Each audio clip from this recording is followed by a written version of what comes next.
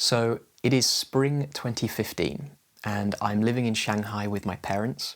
We have this little house on the outside, on the outskirts of Shanghai, and I'm having an absolute blast, right? I'm 22 years old, I'm living in Asia, meeting all these interesting people. I've just enrolled in a Chinese language course as well at the local university, so I'm meeting people through that. Just having an absolutely amazing time. And my brother flies out from the UK to visit, and we decide that we're going to go out for the night. So my brother, myself, and my best friend in Shanghai, this Australian guy, we decide that we're going to go out for a few drinks. And the very first bar we go to is this cool little pool bar type place. And we go in there, we order 3 Qingdao beers. Qingdao is like the standard lager in China. And the barmaid comes over with these 3 beers, opens them in front of us. That's key for later. And we have these beers and we start playing pool. About 20 minutes later, the owner of the bar comes over with some free shots. And as a foreigner living in China, getting free shots in a bar actually wasn't that unusual. So we accept them, thank you, we carry on playing pool. We do the shots. And then we decide, you know what, we actually want to move on to another bar. So we ask for the bill. And the bill turns up, and the bill is £2,000. £2,000 for 3 beers, right? Absolutely mental. So we look at the bill in more detail, and it doesn't say 3 beers on there. It says 88 Jaeger bombs. Now, 3 people having 88 Jaeger bombs in like an hour, you'd be dead, right? That's a crazy amount of alcohol. There's no way that's possible. So we say, this is ridiculous. You're trying to scam us. Just give us the bill for the 3 beers that we had. We'll go. Like, don't be ridiculous. The owner of the bar is not having any of it, keeps arguing. The security at the bar, they come over. It starts to get a bit heated. And in the end, I have to phone the police. So I phone the police turn up at the bar, and they go and talk to the owner of the bar, and they're talking in Chinese. I can't really understand what they're saying. And then the police come over to us, and they say, yes, you have to pay. So it was basically, we pay the bar will then pay a little bit to the police officers.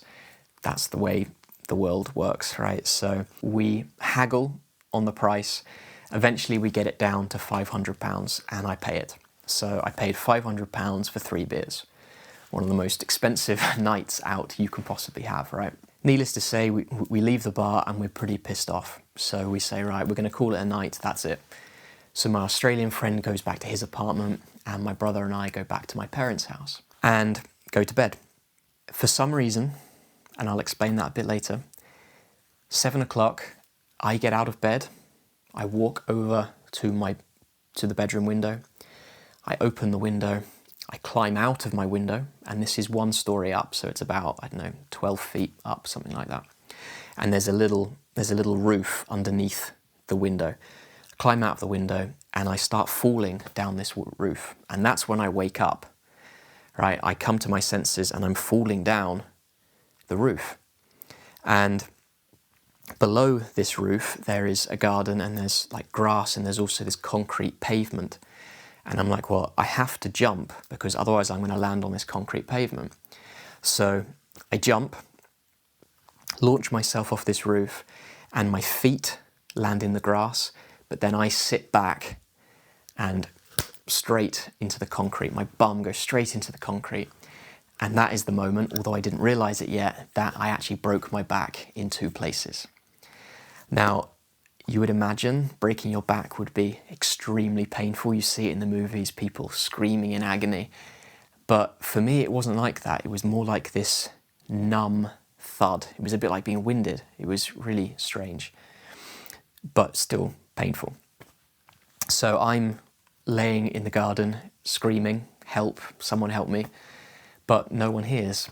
So in the end, I have to get up and I'm holding my back and I basically walk to the front door of the house and ring the doorbell. And my mum comes down, opens the door, and she's completely bewildered, like, what is going on? She was asking, why are you outside? Why are you holding your back? Why are you just wearing your pants, right? What's going on? I go into the house and say, like, I need to go to hospital, something really bad's happened. And we had heard from other foreigners living in Shanghai that actually the fastest way to get to the hospital was not to call an ambulance, but it's actually to take a taxi or to take a driver. And luckily, through Dad's work, Dad did have a driver. It was part of the deal of him moving out to Shanghai, was that he wasn't allowed to drive, right, for insurance reasons, but he would have access to a driver. So we phone up my dad and say, Rob's really hurt, needs to go to hospital, please come back. So he comes back with the driver and I get driven to the local hospital. And I remember I'm sitting in the back of the seat. I don't know the full extent of the damage yet. I'm sitting in the back seat of this car. I remember going over some speed bumps, and there was one speed bump we went over, and as I came back down after the speed bump, I lost all of the feeling in my left arm. And that is when I properly lost it. I was really freaking out. Like, I've hurt my back, now I can't feel my arm. This is really serious. I'm going to be paralyzed or something here. This is really bad. Turns out it was actually just hyperventilating. Apparently when you hyperventilate, your body can shut down parts of your body, and that's basically what was happening, but I didn't know that. I was absolutely freaking out. So we get to the hospital and the doctors run some tests. They do an X-ray, they do the tube one, the CT, and they also do a blood test. X-ray comes back, broken my back in 2 places. Basically my coccyx, the tailbone, that had just shattered as I hit the concrete. And the 4th vertebrae up, which is quite a common one to break, had a compression fracture. And it was a 23 or 24% compression fracture. And I remember the doctor saying that if you have a 30% compression fracture, basically it would have damaged the spinal cord, and that would have been when it would have been full on being paralyzed and stuff. So I was extremely lucky, actually. And then the blood test comes back and it turns out I have something funky in my blood. Basically, my drink had been spiked. That was why I got out of bed and walked over to the window, why I climbed out of the window, and then came to my senses as I was falling down that roof. My drink had been spiked. The doctor says there's nothing that we can actually do for your back. The only treatment is that you have to go home, you have to lie down on a hard surface for 3 months. Lie on your back for 3 months and your back will repair itself. So I get driven back to the house, this time laying down in the boot, not sitting in the back seat. And I remember getting back to the house and there are some security guards for the housing complex. And they were really, really good. They followed the car in, they run into the house, they get a bed sheet, go to the back of the car and they load me onto this bed sheet. And then these 4 guys carry me into the house, lay me down on the kitchen floor. And that is where I spend the next 3 months, right? Interestingly, my brother did not wake up until 6 p.m. that day, so he slept through the entire thing. And my Australian friend, he didn't wake up until the next day, so he slept for a full 24 hours. So our theory is that all 3 of our drinks were spiked. And it wasn't the Qingdao beer because that was opened in front of us. It was those 3 free shots that we got at the bar. And our theory is that they spiked the drinks because then the drugs would kick in. They would give us this huge bill, and because we were disorientated, we would just pay it. But because we left the bar early, the drugs hadn't kicked in yet. The drugs kicked in when I got home, and that's why I climbed out the window. So that's basically it. That's the story of how I broke my back in 2 places in China. A very low, depressing moment of my life, but also a turning point in my life as well.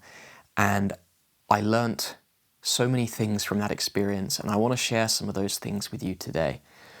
So, first thing I learned is that having a support system is super, super important, right? I was lucky, I had my family there, they could look after me, all I had to do was just lay down on the floor, right? I can't imagine what it would have been like if I was just by myself, if I didn't have friends around, if I was in a new city or something like that. So building a support network, building a network of friends is just so, so important.